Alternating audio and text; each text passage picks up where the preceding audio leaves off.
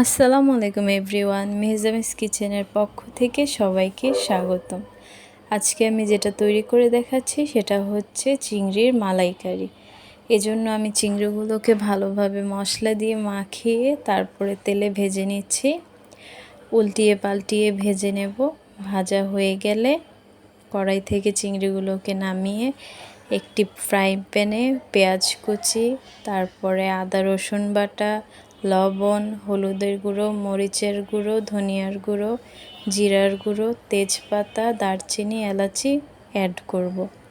Add করার পরে আমি এখানে কোনো প্রকার পানি নয়, নারকেলের দুধ অ্যাড করব। দিয়ে মশলাটা ভালোভাবে কষিয়ে নেব। মশলাটা যখন ভালোভাবে কষানো হয়ে যাবে তখন ভেজে রাখা চিংড়িগুলো এখানে মিশিয়ে দেব। তারপরে ভালোভাবে নাড়াচাড়া করে আরেকটু নারকেলের দুধ দিয়ে দেব।